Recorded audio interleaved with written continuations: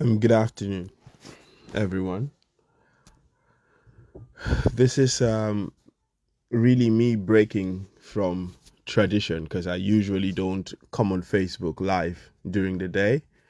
My Facebook Lives on the legal analysis that I usually do is always in the evening around 8 or 9 p.m.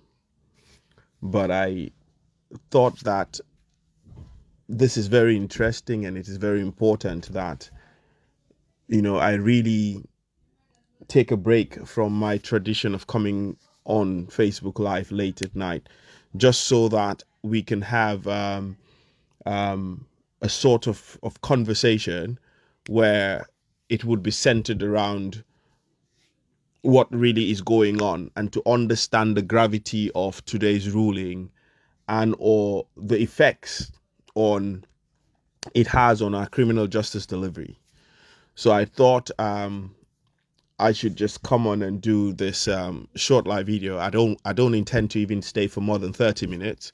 I just want to go straight to the point to just give a feel and a sort of understanding of the ruling of today, where the court, Justice Jabate has rejected the bail application for Sainabou, Mbye and others. Yes, sorry, Mohammed, you're not seeing me because, like I said, I'm not prepared to do the live video. This is just me breaking from tradition to just try to sensitize the public and to let them understand the gravity of today's ruling, and to also get people to have a conversation around this ruling, and for people to really understand why why is it that this ruling is quite important in the matter that we have, that we're dealing with really today. So what has happened is that the bail application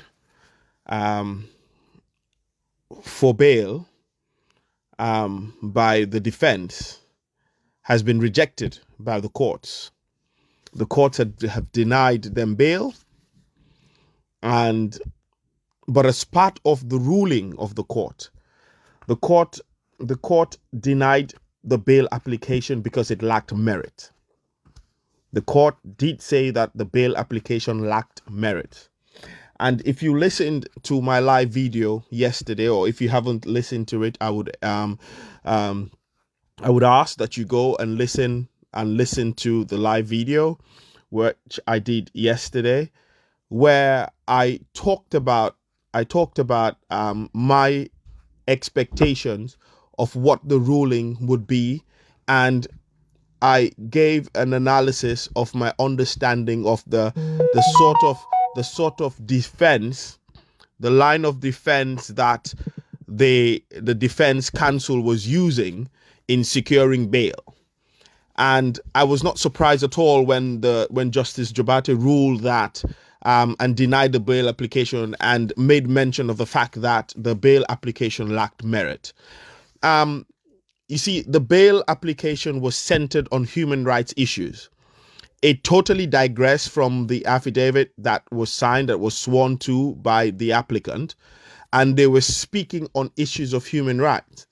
And I did mention that if bail were to be granted on those grounds, really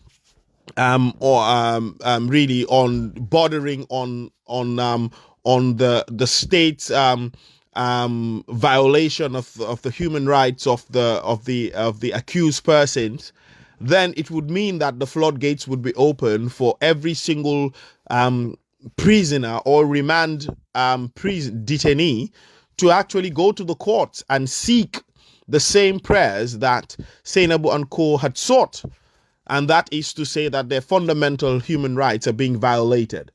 I did say that we all know and understand that mile 2 is not the best place to be in, but this is nothing strange. It is public knowledge. It is public knowledge. I mean, lawyers, both members of the bar and the bench, are aware of the conditions that prisoners or detainees are faced with when they are locked up in mile 2. But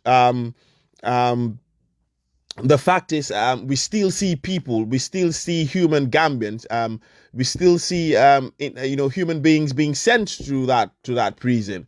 So to now make the argument that the place is not fit for human habitation, I think it was a miscalculation on the part of the defense to make such an argument at this stage in a proceedings that is so widely followed, where every single thing that is happening in that proceeding is of national discourse, national importance. It's generated public attention. To bring such issues that would border around human rights violations for securing bail. So really, because what would happen is you cannot advance an argument where the fundamental human rights of one Gambian is more important than another Gambian. So this is a place where Gambians are being sent to, not on their own occasion, not on their own at their own behest. They don't choose to go to mile 2. They don't choose to be detained. It is a criminal justice procedure and system that takes them there during the course of a trial. And if you now say that the individuals that are being sent there, their human rights are being violated, you're making a blanket argument for every single person, not just your client. What you're basically saying and what you're basically telling the courts is that the human rights of every Gambian that is being sent to mile 2 is being violated. And therefore, the buck will shift on the state. The state will now be deemed, if a ruling was given to that effect, where the court entertained such an argument, what it would mean is that the Gambian state has failed its citizens by sending them to mile 2, and that they are deliberately violating the constitutional rights, the human rights. So this argument, I believe from the word go, would not have stood the test of time. And this is what I explained, that the argument should have been rather radically different from the argument from a human rights perspective. This was not what I expected that the defense team would advance. But for some strange reason, the defense chose to make the arguments to center around human rights violation of the accused persons. Now, what we saw today is the presiding judge actually saying that the arguments of the defense lacked any merit. The arguments of the defense lacked merit. So not only did she rule and deny bail, but she gave reasons why she denied bail. She gave reasons, and the reasons were centered around the arguments of the defense, in that bail was denied because the application lacked merit. But there's something that I want Gambians to know and understand, and this is the reason why I'm doing this live video. The reason why I'm doing this live video is for Gambians to understand what has happened today. Do not just look at that ruling on the face value of it. What this ruling has done is that it has now shifted the buck. The courts have now shifted the buck back to the Ministry of Justice and the Attorney General's chambers. The courts have shifted the buck to the state. And what the courts have said now is that bail is denied. However, we do not have a bill of indictment before us. And therefore, we would urge the state to file a bill of indictment before the 19th of August. And remember, what Justice Jobate did today was just reiterating what Justice Jaite had said, because Justice Jaite had given the state 2 clear weeks to file a bill of indictment. 1 week has elapsed since Justice Jaite gave that pronouncement, gave that sort of instruction to the state to file a bill of indictment within 2 weeks. A week has elapsed. Justice Jaite, as the vacation judge, Justice Jaite did this before he went on vacation. Justice Jobate now has actually reiterated what Justice Jaite had said. And what Justice Jobate is saying, that, okay, a week has passed, but you still have another week, and that is the 19th of August. You need to file a bill of indictment. If you do not file a bill of indictment, it means that the courts have deemed that there are absolutely no charges before us, and therefore these individuals who are kept in custody are being kept there illegally. And therefore, the state, what the courts are saying is, we cannot continue to entertain that Sainabou and others are being kept in detention, being kept in remand, when there is no bill of indictment before the courts. So what the courts have done today is that it has shifted that in the ruling. It incorporated the instructions of Justice Jaite in the ruling today. So what we now know is that the buck is now at the doorstep of the state. The state needs to file a bill of indictment. If they do not file a bill of indictment, then it means that Sainabou would be granted bail. So it means if Sainabou is granted bail, it is because the Ministry of Justice wants Sainabou to have bail. Because all that the courts have asked for is for a bill of indictment to be filed. Now, you do not need to have all the charges in a bill of indictment to file. You can file a bill of indictment with the bare minimum charges that they have now, which is manslaughter. And then as the investigation progresses, the state can amend the bill of indictment to add other charges, and or to amend the charges on the bill of indictment to reflect and for it to be to commensurate with the investigations that the state, that the police or whoever is vested with investigatory powers is conducting.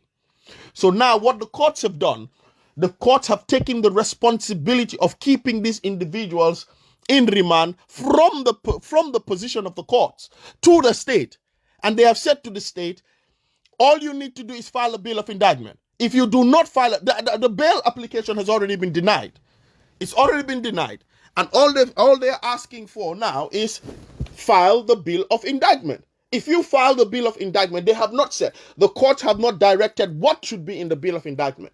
The courts have not given a limit or a blanket sort of streamline as to what should be in the bill of indictment. All the courts have asked is for the state to file a bill of indictment. So if the state does not file a bill of indictment, it means the state is not diligent in their prosecution. And what it would mean is that the state is probably gaslighting the public, because as far as I'm concerned, if the state do not file the bill of indictment, it would mean that the state is gaslighting the public. The state is giving the public one sort of a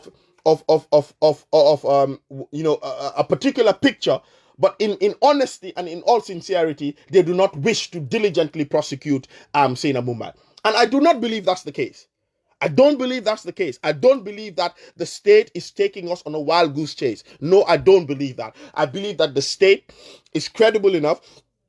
I believe that the state council, especially the state council, who's the lead counsel in this matter, is a credible person, very brilliant lawyer. And I believe that the state would file a bill of indictment before the 19th of January, the 19th of August. And therefore, the conversation, every single conversation from now until the 19th of January should be centered around the state taking its responsibility seriously and incorporate. All the state has to do is incorporate whatever is on the charge sheet, put it in the bill of indictment, and send it before the courts. This is all the courts have asked. We want a bill of indictment, or a failure to do that, then bail would be granted. This is what has happened today. So basically, what we want everybody to understand and know is that the buck has shifted. The baton has been handed over to the Ministry of Justice.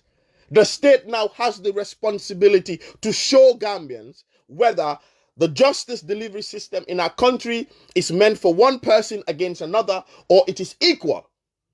It is equal, and everybody who comes before the scales of justice would be treated in a fair and equal manner.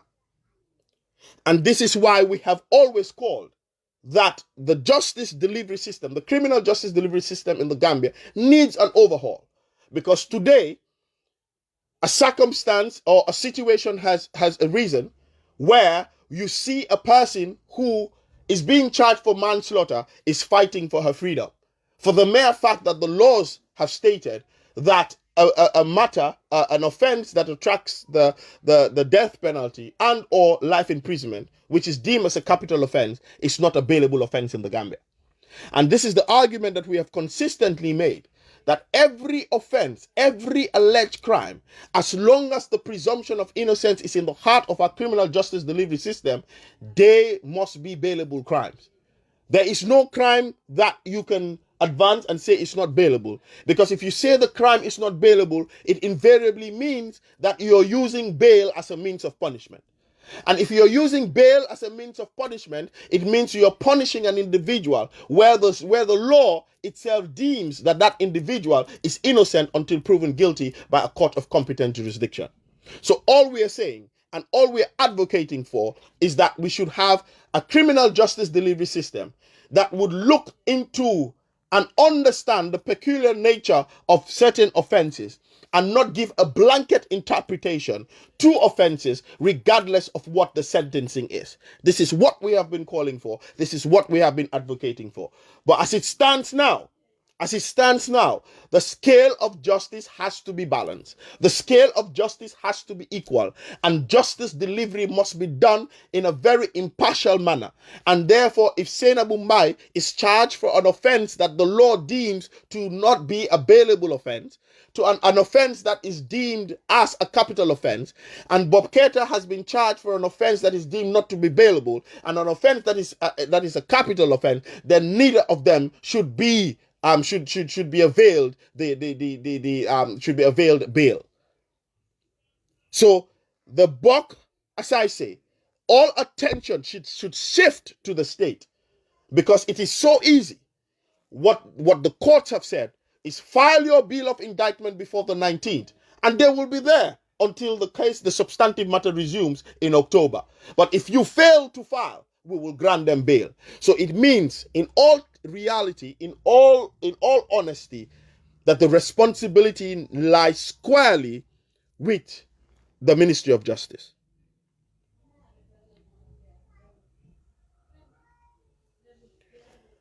And I believe that that is the right thing to do, because in fact, I don't want to get into that argument of the charge sheet and the magistrates courts or the lower courts and the high court and the bill of health. No, I don't want to get into that. What is very clear is that the law has spoken. The judge has given her ruling. Her ruling is a bill of indictment must be filed before the 19th. So there is no room for debate anymore. There's no room for debate. There's nothing to do with, there's no question about that.